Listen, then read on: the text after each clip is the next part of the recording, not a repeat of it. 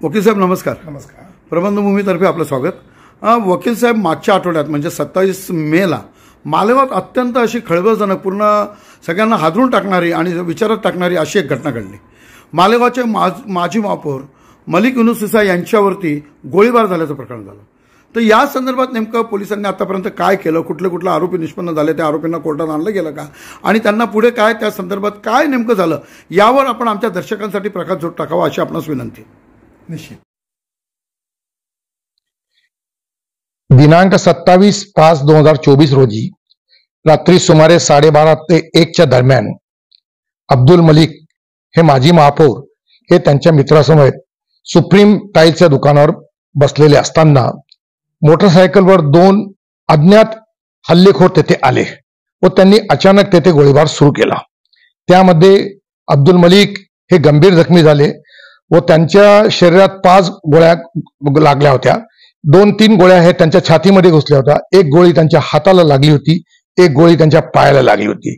त्यांची परिस्थिती अतिशय गंभीर असल्या कारणामुळे त्यांना तात्काळ नाशिक येथील अपोलो हॉस्पिटलमध्ये ऍडमिट करण्यात आलं होतं आणि सुदैवाने त्यांचं ऑपरेशन एक सक्सेस होऊन त्यांच्या त्या छातीमध्ये ज्या गोळ्या घुसल्या होत्या त्या गोळ्या काढण्यात आलेल्या आहेत.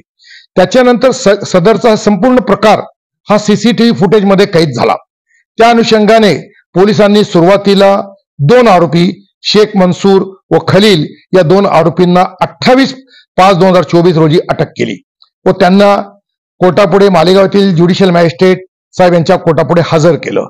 सुरुवातीला तपासासाठी कोर्टाने त्यांना 1 जून 2024 पर्यंत पोलीस कस्टडीमध्ये ठेवण्याचा आदेश केला. त्यानंतर तपासाअंती अजून एक आरोपी सलमान हा एक निष्पन्न झाला व त्याला काल दिनांक 1/6/2024 रोजी कोर्टापुढे हजर केलं होतं. अशा प्रकारे 3 आरोपींना पुन्हा काल कोर्टापुढे पोलिसांनी हजर केलं होतं. याच्यामध्ये तपास अधिकारी सानप साहेब हे सिनियर पोलीस निरीक्षक हे तपास करीत आहेत.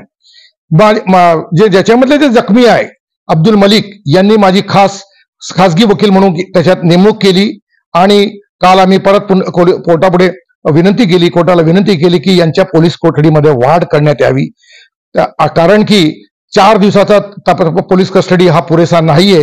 हे जे लोक आहेत 3 लोक हे यांच्या मागे कोणीतरी एक मास्टर माइंड आहे. या तिन्ही लोकांशी आमच्या पक्षांचा कुठलंही वैमनस्य नाहीये, कुठलंही जमिनीचं देण्या घेण्याचा व्यवहारही नाहीये, परंतु या लोकांना कोणीतरी प्यादे म्हणून इन्स्ट्रुमेंट म्हणून कोणीतरी वापरलेलं आहे आणि त्यामुळे त्या मास्टरमाइंड पर्यंत पोहोचण्यासाठी आम्हाला अजून 9 दिवसाची पोलीस कोठडी वाढून देण्यात यावी असं कोर्टाला आम्ही सांगितलं. कोर्टाला तेही सांगितलं की याच्यामध्ये या गुन्ह्याची व्याप्ती फार मोठी आहे, अजून तपास प्रगती पथावर आहे. अजून ज्या लोकांनी जे रिव्हॉल्वर आणले होते ते रिव्हॉल्वर त्यांनी कुठून आणलेले होते, त्यांना ते रिव्हॉल्वर कोणी पुरवलेले आहे, तसेच त्यांच्या अंगावरचे कपडे जप्त करायचे, तसेच यांना मारेकरी म्हणून कोणी पाठवलं होतं याचा देखील तपास करायचा आहे. आणि तपास हा अतिशय प्रगतीपथावर असल्या कारणामुळे याच्यातला मास्टरमाइंड हा निश्चितच निष्पन्न होणार आहे. त्यामुळे या सर्व आणि कोर्टाला हे सांगितलं की मागच्या महिन्यापासून मालेगाव शहरात गोळीबाराच्या आणि इतर गुन्हेगारीचे प्रमाण खूप मोठ्या प्रमाणात वाढलेले आहे. त्यामुळे अशा प्रकरणात पोलीस कोठडी देणे अतिशय आवश्यक आहे.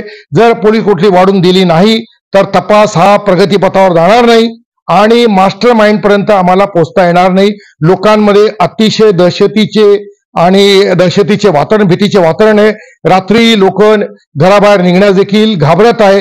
त्यामुळे अशा प्रकरणामध्ये पोलीस कोठडीमध्ये वाढ करून देणे अतिशय आवश्यक आहे. कोर्टाने माझा युक्तिवाद ग्राह्य धरून वरील 3 आरोपींची पोलीस कोठडीमध्ये वाढ केलेली आहे. कुठल्या तारखेपर्यंत? आता 2 आरोपींची, पहिले जे 2 आरोपी धरले होते त्यांची 4 पहिल्यांदा 1 जून पर्यंत होती, आता त्यांची 4 जून पर्यंत वाढ झालेली आहे. आणि तिसरा जो आरोपी आता जो धरलेला आहे सलमान, त्याची 7 जून पर्यंत पोलीस कोठडीमध्ये वाढ झालेली आहे.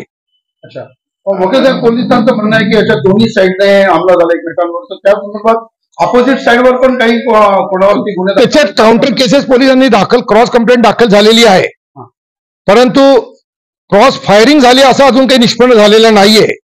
त्यांच्या विरुद्ध जे लावलेले त्यांच्या त्यांच्याविरुद्ध काही 307 वगैरेचा गुन्हा कलम दाखल केलेला नाहीये.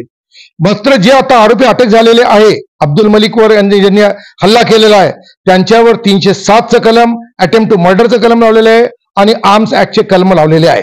आणि जी विरुद्ध पार्टी आहे त्यांच्या विरुद्ध फक्त आर्म्स ऍक्टचे कलम लावलेले आहे. त्याच्यातही काही संशयित आरोपी वगैरे त्याच्यात एकाला माझ्या माहितीनुसार एकाला कोणाला तरी अटक झालेली आहे.